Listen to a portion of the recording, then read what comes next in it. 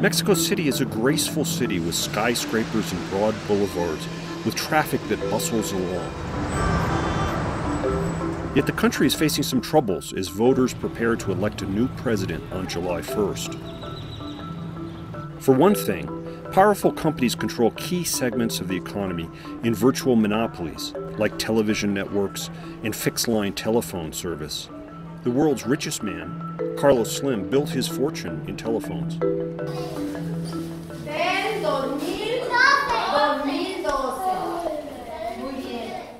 Mexico's biggest problem may be its educational system. Schools do not endow children with skills to compete effectively in the world economy. Mexico spends plenty on its schools, but 90% of the budget goes to teachers' salaries, leaving precious little to buy textbooks or put computers in classrooms.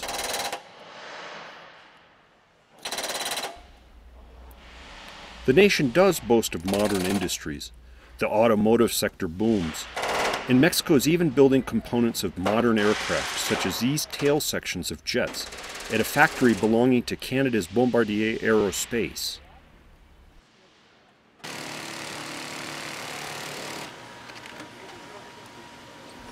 In thousands of factories, though, particularly along the border with the United States, wages are at rock bottom. Workers simply can't get ahead.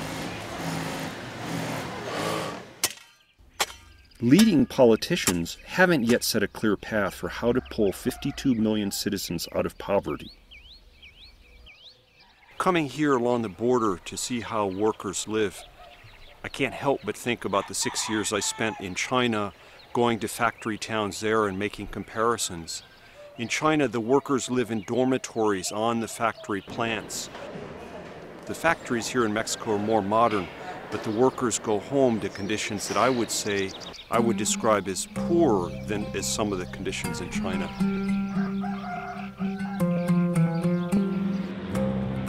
The border area between Mexico and the U.S. is rife with organized crime groups doing battle one with the other over smuggling corridors, not only for drugs, but also for humans and other kinds of extortion rackets.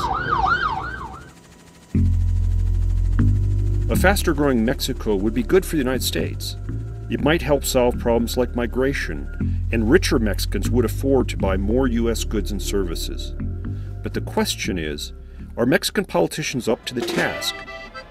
They have powerful opponents in trade unions, corporate interests, and their own political parties determined to maintain the status quo.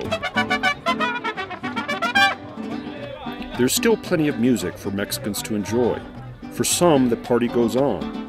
Yet without a clear plan, Mexico's putting a brighter future at risk.